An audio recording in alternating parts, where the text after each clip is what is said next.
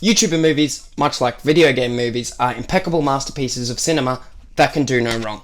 I mean, why watch Berserk, the Golden Age Arc Trilogy #1 Biohillet of the King, when you could watch an actually good film like Drenlis's epic, original, and totally unique Halloween video? Yes, I count that as a video. I am an award-winning filmmaker. If the award was dislike on my video, if there's no like, I'll just put like a funny meme, but there will be no meme here because that video has a billion trillion likes, I can tell you. So recently, a lot of YouTubers like Quiet and Pyrocynical have been making videos on films that star YouTubers, you know? They're normally garbage. Shane Dawson's horror movie was bad. The Smosh movie was bad. Other films starring YouTubers weren't great. Like, for example, this really bad one that I saw called Drenlis's epic and original and totally unique Halloween video. It was garbage. The guy who made that should be absolutely ashamed of themselves. So, all jokes aside, I decided that I'd make a video on an actually good YouTuber movie. Because the main problem with YouTuber films... Take a shot every time I say YouTuber movie. Please don't do that, you will die. The main problem with these films starring YouTubers is the fact that it's normally made by a really money-hungry corporation that wants a lot of money, wants to sit on a throne of $100 bills. You can't see, but I'm doing like a throne gesture. So what they do is they pluck the most subscribed YouTuber at the time, for example, Fred, Smosh, Shane Dawson, like that sort of thing. Problem-free YouTubers that can do no wrong, and they put them into like a regular script. But the main problem with that is that it doesn't really... These people don't work in a regular script. When you see Shane Dawson and Tobuscus in Smiley, you don't see two actors doing their best in a horror film. You see Shane Dawson and Tobuscus in Smiley. You know? Before we get into the video, did you know that according to this graphic I just found, only 96.451% of my viewers are actually subscribed? That's true. Now, I'm not just showing you my awesome, really sharp model of a Genji sword to like threaten you into subscribing or something, but you love your family, don't you? Maybe they'd like to see this sword. But if you subscribe, I won't show them, so don't subscribe because I really want to show your family this sword. But subscribe at the end of the video if you're going to, because don't subscribe, but if you're going to, subscribe at the end of the video once you've actually viewed my content. So, hilarious bit aside, I decided to touch on, something actually good. All the main problems with a film starring a YouTuber, as I just discussed before, the YouTuber has just been plucked from the site, thrown into a regular movie because the studio is going to make a lot of money. Well, what if instead of that, instead of a 1.5 hour garbage fest, what if the YouTuber themselves made the movie? What if it was only 40 minutes long, available for free on YouTube and not garbagely pirated, and just felt like it had a lot of charm and a lot of love behind it, and also starred a hilarious, for the time, and also starred a hilarious, well-known YouTuber just being themselves. They weren't just Shane Dawson in Smiley. They're actually the YouTuber being the YouTuber. Let me introduce you to Agents of Secret Stuff, a short film created by Nigahigas, who is famous for his how-to-be videos, like How to Be Ninja. You probably saw them when you were like 12 and you were in high school. Also, side note, if I look like I'm absolutely glistening, like I could fly through the water right now because I'm covered in so much oil, topical meme reference, that's because despite the fact that it's been pouring rain all day, it is still soul-meltingly hot in my room. Okay? And I can't even turn the fan on. As you can see, I've covered the light with a t-shirt. So, real YouTuber focusing on the lighting. But it's so hot that like actual demons have been coming into my house and being like, yo bro, we're trying to like buy souls and stuff, but you're out here stealing all the souls with how hot this is. Can you calm it down? And I'm like, sorry demons, no. And that's the end of that bit. So, we open up to a character named Aiden, and he's got a boot on his throat. And we learn that the film is actually going to be narrated by Aiden. I know what you're thinking. This looks bad. But I assure you, I have everything under control. Okay, so it's just... What Agents of Secret Stuff is like a James Bond sort of parody, like Agent Cody Banks, where the high school kid is like raised as a super spy and placed into... It's a real fish out of water, paint by numbers thing. But that also opens up the way to hilarious jokes that I like to call satire. I'm going to try and do like a sparkly thing, but if that doesn't work, I'll just like put the image in. So yeah, Aiden is our protagonist, and we get a flashback, and we learn that he has been training for most of his life to be an agent of secret stuff, or AS for short. I'm not your average teenager. I never got to grow up with a family with bikes and candy. My family was an international network of killers. My bike was the Falcon Recon 23X, and the closest thing I ever got to candy was... Well, I did get a lollipop once, but that's not the point. As long as I can remember, I've been training to become an AS, an agent of secret stuff. The illustrations in this film are actually like really well done. If you want to give props to like one thing and be like, wow, all of that was bad, but this is actually good, it would be the illustrations. I'm not saying the film is bad, I'm just saying they're that good. Okay? They're like sort of... They harken back to like the old young adult graphic novel sort of things, like when you were reading the Ninja comic book. So Aiden tells us that he's been training all his life to be an agent of secret stuff, and in that time he's developed a sort of father-son bond with this agent named Tracy. Aiden, for the past 17 years, you've been like a son to me. We've been on missions around the world, prevented various global disasters, and saved countless lives. And now, it's time for you to become an official agent of secret stuff. And there's also two other mysterious figures with Tracy who are telling him that despite the fact that he's completed all of his training, he still has one more secret test to go through before he gets his hole. But before I give you your honorary operative license entitlement, your hole, you have one more assignment you must complete. Aiden complains, he's like, bro, I already did all the hard stuff, just move on. And we start to learn of the juxtaposition between Aiden's, like, I'm a crazy James Bond super spy, and also the fact that he's just like a regular teenager that's grown up pretty sheltered. But sir, with all due respect, I devoted my life to training. You will follow orders! But why? I already did all the hard stuff. We learn that there's actually antagonists in this movie, and they're the Sins, and Aiden's new mission is to protect a young girl from the Sins who want to kill her for, like, no reason. We need you for a special assignment that only you can execute. The society involving not so good stuff, they have found a new target. Taylor Renchuel, a high school senior. We need an agent on the inside.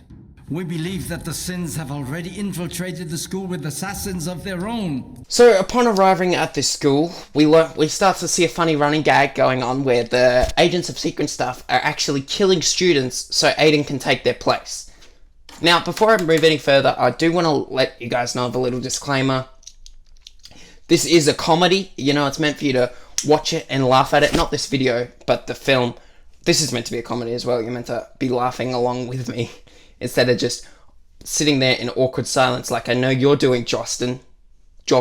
Yeah, Jostin is doing that, I know. So stop doing that, Justin. But, so, I don't want to seem all nitpicky, being like, oh, look at this does... Because it is, at the end of the day, it is a comedy. But I also believe that some comedy should be held to the same standards as other genres of film. Not like a serious... Holy Christ, my hair... Just give me a minute, guys, and through the editing of movie magic, I'll edit my hair. So, cut here.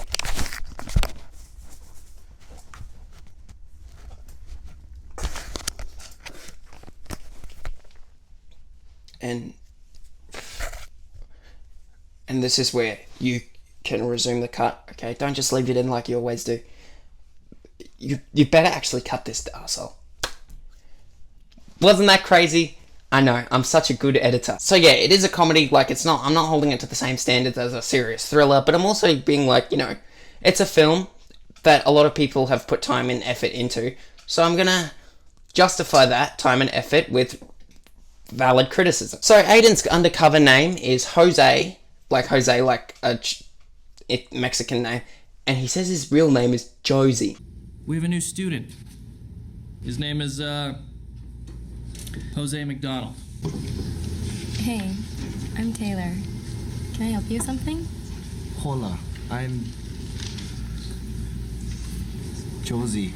So some more evidence of the, fish out of water thing. He doesn't know the name Jose, so he says that's his code word, Jose, Hose B, which I'm probably going to flag, but it's like I'll be Jose, you'll be Hose B sort of thing. And we meet another character. There's actually a surprisingly little amount of characters in here, but we meet another character named Melvin who asks for a pencil sharpener. And we see that Aiden has like a sort of Sherlock Holmes-esque deduction sort of thing. If I was to compare it to any Sherlock Holmes, I'd compare it to Robert Downey Jr.'s Sherlock Holmes, how he theorizes out events and sort of stuff, and he's like, this is, if I do this. Hey, Taylor, can I borrow your pencil sharpener? Yeah, sure, Melvin. Thanks. Suspect will require pencil sharpening tool to convert the writing stick into a weapon by inserting the yellow thing into the green thing. The dull thing will turn into a sharp thing. He will then proceed to jump behind his target while she is preoccupied and apply a fatal impaling a weapon into her jugular artery. So after that hilarious bit of banter, class is over, everybody's leaving, and we get the classic, teacher one-on-one talk. But this teacher is actually, he's a little bit gamer. Look, I wanted to talk to you about the homecoming dance. I know it's kind of a thing. You're planning it with the student council. Yeah. Thanks. Not unlike these other bastards in this class. You're the good one. Thanks, I appreciate it. Is I'll see you that tomorrow. it? Yep. Okay, thanks. All right. Bye. See you later. He owns an Xbox 360. He says that other students are bad except for this one, and he has a private convo with Taylor, which Aiden is like, hey, maybe don't do that. And more evidence of the teacher's epic gamerness. Don't you ever do that again. Excuse me? I said don't you ever do that again. Keeping Taylor in a room alone is not safe. Oh yeah. No, I forgot. You're right. Didn't know what I was thinking. Otherwise, I'd be. Who the hell are you? So we learn a few more crucial things in that scene. We learn that Taylor planned the homecoming dance, and later on we learn that Aiden, more evidence of his fish out of water thing, he can't handshake, he's never made a real friend, and actually a slight history that he killed his old... Hi, Jose. I'm Taylor. Nice to meet you. Nice to meet you too. You're so silly. It's like you've never made a friend before. You will follow orders. We see Smosh number 1, who's, being a bit skeevy, and Aiden goes back into his Sherlock Holmes mindset. Yeah. Is it due soon? It's like 2 days, right? 2 days, yeah. Suspect from across the hall examines his target. His eyes indicate that he's aiming for the most exposed and vital area, her chest. Only 3 steps away from pummeling her with a barrage of bullet punches straight to her ribcage, which will no doubt stop her heart forever for life. And immediately following that, we see Smosh number 2. Bryson, new guy. I'm gonna destroy you! Your face is gonna be so ugly when I'm done with your face, because it's kind of handsome right now, but... So Smosh 2 states that he's an excellent fighter, but also Aiden has been training all his life, so he easily beats him. Okay, so following that, we learn that Taylor's starting to develop feelings, and also, we learn that Aiden has been hiding in her closet the whole time. Because he doesn't really have a home or a bed to go back to. Also, the entire film takes place over 3 days, which... maybe 2 days. Thursday, Friday? Yeah, that works. I don't know how much. Seriously, it's so much. Out of my room! Oh, incredibly creepiness aside from this scene with Aiden hiding in the closet. Aiden delivers some flashback dialogue. He tells us of the origins of the sins and the agents of secret stuff, with more of those fly-ass illustrations. Protect me? From who? The sins. This is all just to get me to go to church? Oh my god, you're stupid. Alright, okay, here's the whole story. Back in World War II, a group of fleeing Nazi special agents formed a society of assassins to seek revenge in the axis of power. This group was called the Society Involving Not So Good Stuff. One of the assassins, only known as X, felt he could no longer support such evil in the world and fled the Sins to start his own group of killers to battle all of the Sins' horrendous plans. They were known as the Agents of Secret Stuff. We get the standard, I never question my orders from Aiden, because Taylor's like, why do you keep doing this? And he's like, I never question my orders. Which, standard spy stuff, also soldier stuff. You've seen it tons of times before. Aiden states that because his has been blown, his mission he's essentially failed his mission, and that he's never had a real friend.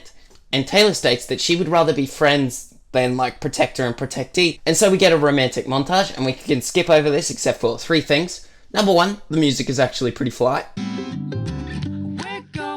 to the beach today. Number 2, Aiden learns how to ride a bike. The sun is shining on our face. And number 3, there's a funny bit where, like, you know how in the really old style romantic movies, there's the meme where, like, the guy that's helping the girl get pretty is, like, holding up the bag and is like, books, only a nerd would use books. Pencils, only a nerd would use pencils. Harry Potter and the Chamber of Secrets, only a nerd would read Harry Potter of the Chamber of Secrets. Well, we get pretty much the exact same thing with Aiden, except that it's full of, like, spy stuff, because he is a spy.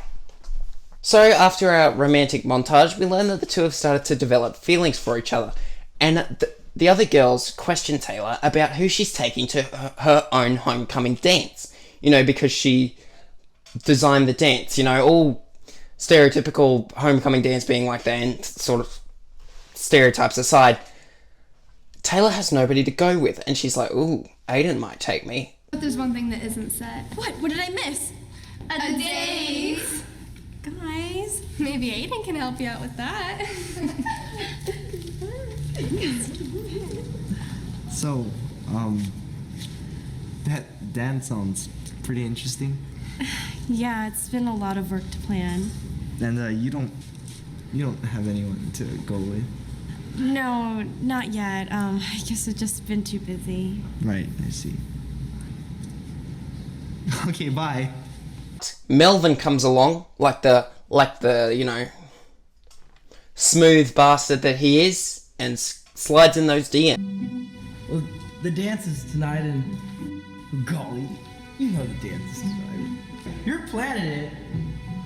Anyways, I just wanted to ask if you would go to the dance with me. But Aiden states that old habits die hard, and he thinks Melvin is the assassin from a blade-tipped rose. I don't know if I can, because I have to... But you don't even have a date yet.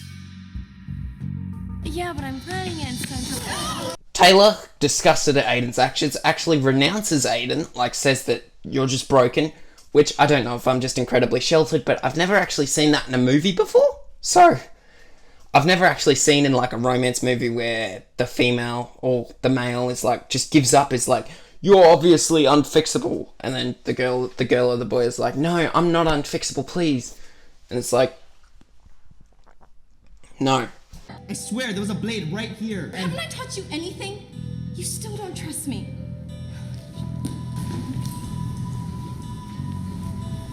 You know, I thought you'd changed. But you're still in your stupid, crazy world. And now you're just hurting innocent people. So, after questioning himself, Aiden, you know, he's lost the only person that he could ever genuinely care about, aside from his whole father figure thing that showed up once. He's lost the only person that he's ever felt a true connection with, and he realizes, maybe I am just broken. And he thinks about going back to, like, ass just to be there. But he throws the rose out of fury, and he realizes, then maybe I don't even want it.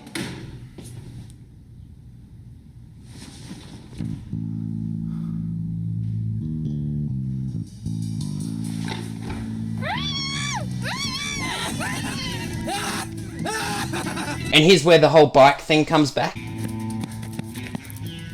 Melvin getting away. Hurry the hell up, dude.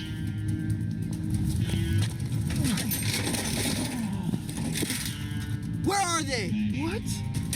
Aiden arrives at the super secret assassin warehouse, where there's a pretty funny bit where it's like, Aiden, don't worry, Aiden, it's a trap. And then he's like, no!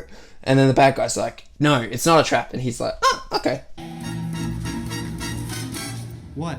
It's too late, Aiden. No! No, it's not! Oh, okay. But it's a trap! No! No, it's not. Don't listen to her. Oh, okay. And then there's the romantic, you know, like, I don't know what her secret is, but I know that she likes her eggs sunny side up on a Sunday. We get a fight scene, which is actually, you know, pretty decent, which brings me to another point. All the stunts in this movie, like, are actually pretty good, and I've tried to pause and, like, play, but it actually looks like Ryan Higa did his own stunts, which is, that's crazy, because some of these stunts are actually, like, really, really good.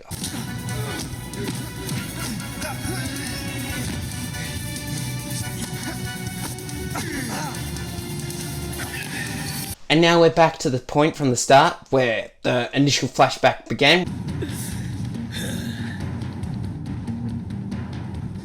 Good night, Aiden.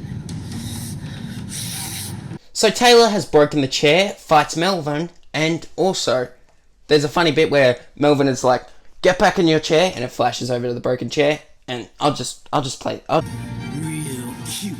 Now get back in your... Fix your chair and get back in it. But she actually wins against Melvin. Tracy shows up with the other two mysterious figures from the start and states that the first mysterious figure has been following Aiden the whole time and is actually... I was informed you were in danger. By who? By me. Who are you? I am your... My father? What? No, how is that even possible? I'm like the same age as you. That's disgusting. I'm your step brother-in-law. You know what? Don't worry about it. Your dad was like really promiscuous. Forget it. Long story. The second mysterious figure states that Taylor is the chosen one, the daughter of the original Agent X from the flashback, who actually like started the spy organization. And the second mysterious figure also reveals himself to be... You are the daughter of Agent X, the founder of all the asses. Taylor, you are my daughter. So, despite having failed in his mission to protect Taylor, he's commended for like his persistence or something. I don't know. It's the casual stuff. And Aiden gets his whole, and he asks Taylor to her own homecoming dance, and she says yes. But they're too late. Tragedy strikes. They are too late to get into the homecoming dance. But Aiden plays some music from his watch. The two kiss, and the film ends on a cliffhanger. Maybe you can help me with that. Push! Somebody's there. I'll go left. I'll go right. Ready, 1, 2. Wait, there's one more thing.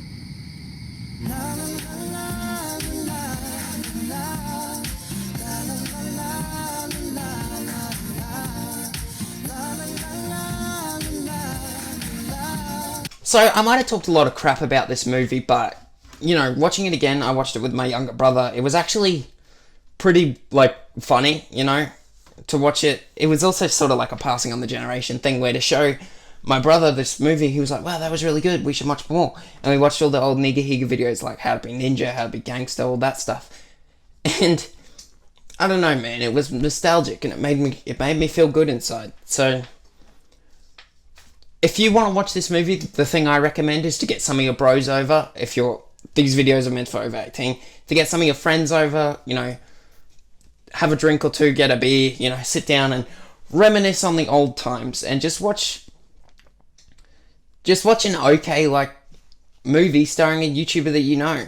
I think the best part about this movie is its 40-minute runtime, so you don't get any of those things where, like, I got this with the recent Borat movie where the first, like, 20 minutes are hilarious, and in the middle is kind of like, okay, the bit's going on a bit long, and then the second 20 minutes are like, oh, that was actually, you know, funny and close-hearted and stuff. Not close-hearted. Heartfelt. That was actually funny and heartfelt and stuff. But because of the 40-minute runtime, you don't get that. You just get all the good stuff. There wasn't any part where I was like, oh, Christ, checking my phone or something. It was just fun to watch. And it's just really evident that, you know, these YouTubers, when they're left to their own devices, like me, we can actually make good stuff. So whenever a studio plucks them off the site and throws them into the next big budget AAA movie, I don't know what to say. Just don't blame them, I guess. Yeah, I think that's it. And also, just check out how sharp this sword is. Ready? Go! Fuck.